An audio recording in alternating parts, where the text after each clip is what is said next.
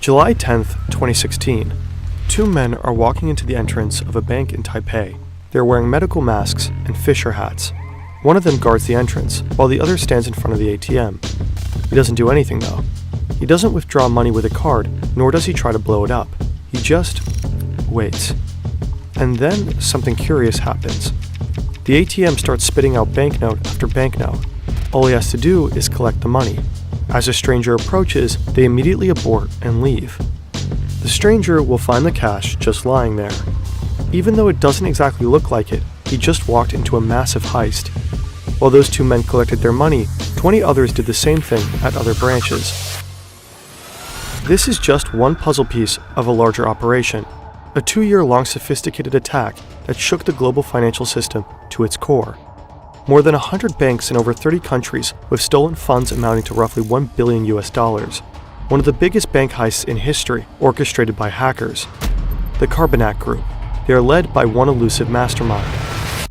But on this one night in Taipei, he and his team made a crucial mistake. One that they will pay a heavy price for. Carbonac was a game changer, I think. Poof. The attackers, they have the password of the administrator. So at that point we knew that they were watching what we were doing. It's very hard to arrest a piece of code.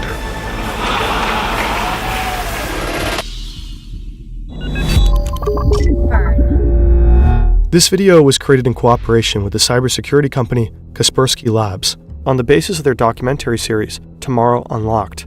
Also, check out this great podcast episode by Darknet Diaries on the story, link in the description. The actual events of this hack are known, but the names of the attacked banks and involved employees were never disclosed. So to tell this story, we created Maxim. That's him. It's the 8th of April, a regular Tuesday. He works in a Ukrainian bank. He's a well-respected employee, but he has a bad habit of not installing his Windows updates. As he sips his coffee and thinks about the receptionist he has a crush on, an email from his colleague pops in. It's from Sergey, his co-worker. The mail has a Word document attached. It translates into Compliance with Federal Law 115, dated 21/7/2014. Sounds important enough. Maxim clicks on it. He reads it, closes it, and continues his very ordinary workday. A few months later, Maxim is sitting in a meeting. His boss seems distraught. Some of his bank's ATMs started spitting out banknotes at seemingly random times of day. It seems like whoever was lucky enough to show up at the right time could just grab the money. The bank might be the victim of a cyber attack. The employees should act cautious and avoid suspicious emails. Emails, meetings, stress, colossal hacks. For many, it's the same story every day. What if you want to throw in the towel and build something of your own? Odoo is an all-in-one platform that gives you everything you need to manage your business. You don't need any tech skills. Honestly, you can be a complete beginner. With Odoo, you can create a sleek website and launch your dream project in no time. It's just 4 simple steps. What kind of website do you want? Define the field of activity and the objective. Choose a color palette or insert your logo. What pages or features do you want? Pick your favorite theme from the wide range available. Odoo's AI does the rest. Then you can easily customize your site, drag and drop blocks whenever you need them. Use built-in ChatGPT to help you write engaging copy. Odoo can also handle translations if you want your site to be multilingual. Odoo's first app is free for life with unlimited hosting and support. They even give you a free custom domain name for 1 year on top. If you're ready to scale, Odoo offers a range of other powerful applications to optimize your business. Visit fern.deal/Odoo15 now and start building your own websites for free. The bank hired Kaspersky to investigate their problem. Suddenly all your ATMs are empty. You know that something had happened. This is Jort van der Wiel. He was part of the team on the case. He checks the hard disks of the affected ATMs for malware and finds nothing. Not one suspicious activity, not a single trail to follow. A few months later, van der Wiel gets a call in the middle of the night. It's 3 a.m. It's an account manager working for a large Russian bank. He says van der Wiel and his team need to call his IT guy ASAP. A couple of minutes later, one of van der Wiel's Kaspersky co-workers shows up at a bank in Russia. The IT guy on the site is panicking. Someone has gained control over their domain controller. That's the heart of their server network. If you control the domain controller in a Windows environment, you basically control everything. And without a good reason, it's sending data to China. The Kaspersky specialist starts to look for malware right away. Eventually, he finds a software that lets you watch and control a computer remotely. Could it be that the intruder is watching them right now? He has an idea. He opens a Word document and writes the Russian word for hello. They wait for a few minutes. Nothing happens. Then, suddenly, the cursor moves, and letters appear. The hacker answered. He adds, in Russian, "You will not catch us." To which the Kaspersky employee replies, "We will catch you." "No, you will not catch us." Okay, it's on.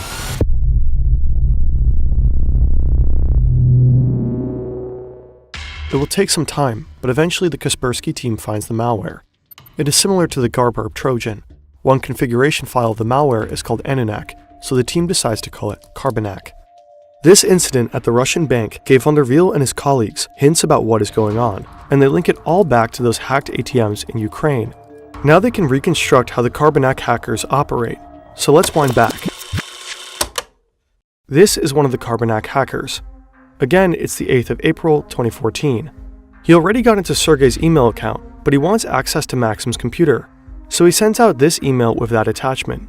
The Word file exploits vulnerabilities in Microsoft Word to download malware that contains a backdoor. The hacker now has remote access to Maxim's computer. Next step, gain access to the whole network, and he knows exactly how to do it. The hacker installs a specific software on Maxim's computer, which slows it down, which in turn frustrates Maxim, so he calls IT to come by and check. By the time the IT guy comes over, the hacker has installed a keylogger. This way he will be able to see everything one types into Maxim's keyboard.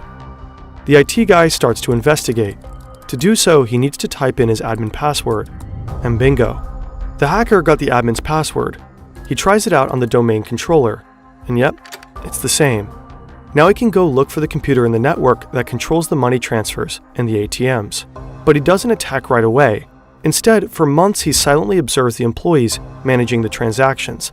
Once he fully understands the process, he proceeds.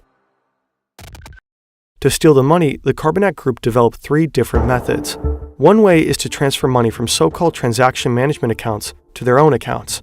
To avoid suspicion, they raise the balances by the stolen amount beforehand, keeping the total unchanged.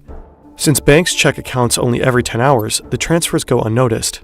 Another way is to take control of specific ATMs to let them spill out banknotes right into the hands of money mules. These are men hired through the Moldovan mafia who collect the money and send it to their bosses. In exchange, they get to keep a small cut. The third method is the most sophisticated. The hackers set up a couple of bank accounts in the names of their money mules, including debit cards. Then they make sure they all have the same small amount on it, let's say $3.33. Then they update the bank's database, exchanging that $3.33 for $1 million. Suddenly, all the money mules have $1 million on their bank account. Now they just use their debit cards to withdraw the cash. As a side effect of the database update, some broke bank customers will suddenly find themselves to be millionaires. The better the Kaspersky team understands the methods of the Carbonak group, the more they begin to grasp how complex this operation is. Kaspersky teams up with Europol, major European banks, and various national law enforcement agencies to hunt them down. They're able to take down some of their servers, but then the hackers start using different tools and continue to work under the radar. By the beginning of 2015, Carbonak has robbed at least 100 financial institutions in almost 30 countries. Most of the victims are in Russia, but also in the US, China, and Europe. Within 2 years, they steal roughly $1 billion. They appear to be unstoppable, until someone screws up.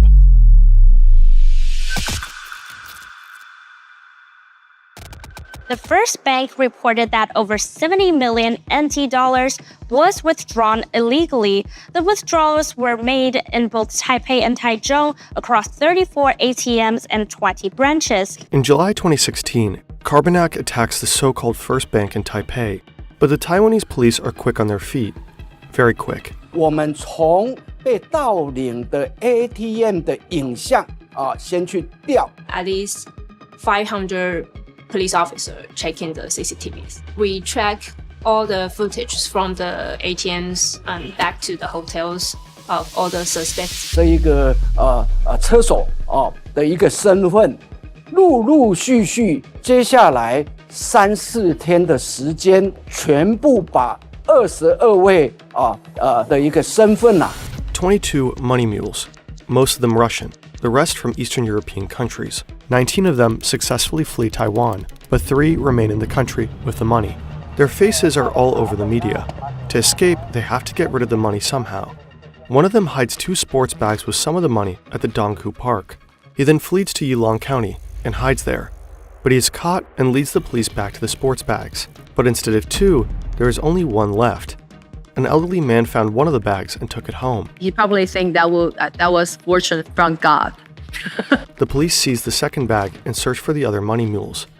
A man called Bobby hides the rest of the money in 2 suitcases and stows them in 2 lockers at Taipei Central Station. Shortly after, 2 other men from Eastern Europe arrive in Taiwan and collect the suitcases from the main station. They go to a hotel to have brunch. As they sit down, they're interrupted by the police. Put down the knife, your fork, stay calm, don't move. It's not an election with us, such a shame. They ask the men to take them to their hotel room. Сколько у вас человек всего? Здесь нас двое. Нет, целая группа. Чего группа? Вот это преступление. In their hotel room, law enforcement finds banknotes that are worth roughly 1.5 million US dollars. The Taiwanese police managed to recover 90% of the stolen money. The 3 money mules are sentenced to a little over 4 years in prison. These guys are just low-level operatives. But on the phone of one of the men, the Taiwanese police find pictures of stacks of money in various currencies. They also find emails from the suspected head of the Carbonac Group. Europol, the FBI, cybersecurity companies, and several authorities from different countries work tirelessly to find the Carbonac mastermind. Little do they know he is hiding all the way across the globe, living a life in luxury.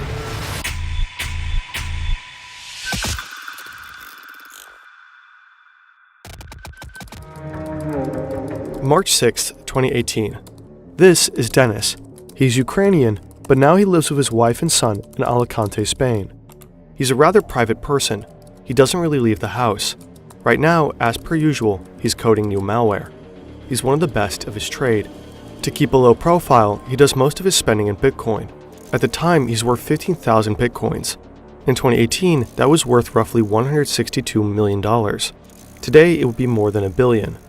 But there are some things that Bitcoin can't buy. Not a lot of car or house sellers like to be paid in digital currencies. So he needs to use real money to buy these, which leaves traces. This is what tipped off the police. They start to follow the money and eventually realize who he is.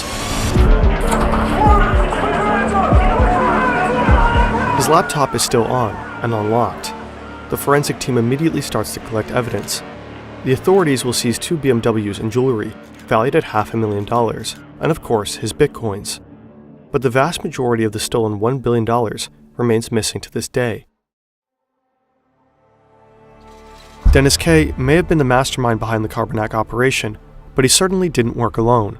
We think that it was quite a big team, at least between 10 and 30 people all together that was able to pull this scheme off. You can find the same piece of code being used by different groups. And it's very hard as a security researcher to know the difference which group is using what code, because the code is very similar. It's very hard to arrest a piece of code. In late 2018, 3 Ukrainians were arrested who were allegedly involved as well. The Carbonac malware still exists today. The hackers who use it go by many names: Fin7, Joker's Dash, Carbon, and Cobalt Spider. Experts suspect that those Russian cybercriminals are given free rein by the Russian government in order to cause chaos in the Western world. Maxim's bank lost millions. As we know now, this could have easily been avoided. The Carbonac Group exploited a vulnerability in Microsoft Word, one that had already been fixed 3 years prior, but Maxim was too distracted to install those Windows updates. So make sure to keep your systems up to date. It could save your employer a couple million.